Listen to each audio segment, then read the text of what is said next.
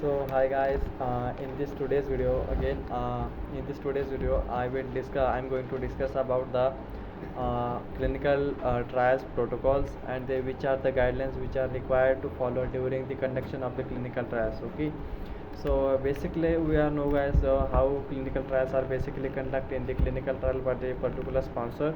Those person who want to conduct the clinical trial which is known as the sponsor, and whenever you just want to conduct a particular clinical trial, that time you need to follow the certain guidelines which are given by the ICH, means International Council of the Harmonization. Okay, so likewise there are certain guidelines which are in the ICS, so required to follow during the conduction of the clinical trial. Okay, so basically ICS implemented the QSEM quality, safety, efficacy and multidisciplinary guidelines which are required to follow during the clinical trial or safety reporting of the clinical trial. Okay, so basically we just follow the efficacy guidelines for the clinical safety reporting. Okay, so in this today's video I am going to discuss about the efficacy guidelines. Basically I just want to discuss the E2A and E2P guidelines which are required to follow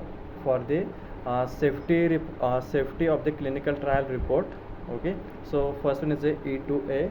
So E2A guideline, firstly E2A guideline for last implementation was done in the 4 October 1994, and then after this documents states it gives all statement and basic terminologies and definition which are required to the clinical trial safety reports. Means all these guidelines which are guidelines or terminology. Guidelines means what, like the adverse drug effect or adverse drug reaction of unwanted severe adverse drug effect or unexpected adverse drug effect. Okay, so these types of terminologies or definitions we are required to involve in the E2A guidance. Okay, so now I am going to discuss about the basic terms. Okay,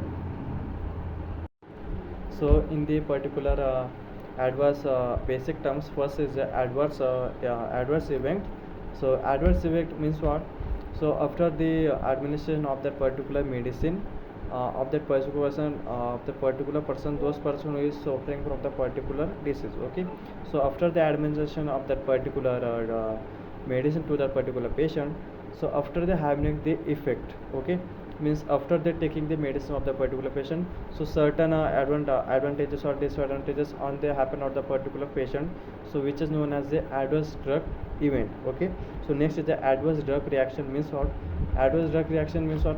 You just giving the any particular medicine to the particular patient for the reduce the elevated temperature of the particular patient body. Okay, means antipyretic. So it not give the antipyretic action, it gives any unwanted action rather than the its original mode of action or original effectiveness of the particular drug, so which is known as the adverse drug reaction. Okay, means unwanted effect of the drug, which is known as the adverse drug effect of that particular drug.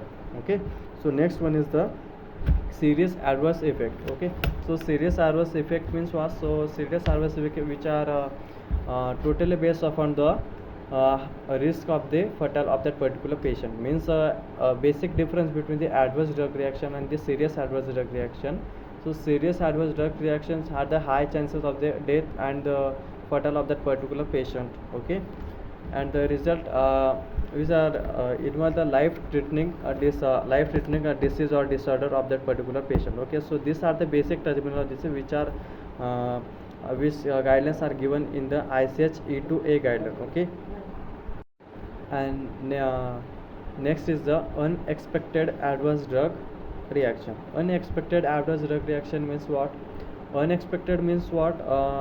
They perform the several dosage form on that particular patients. They give a different adverse drug reaction on the particular patient.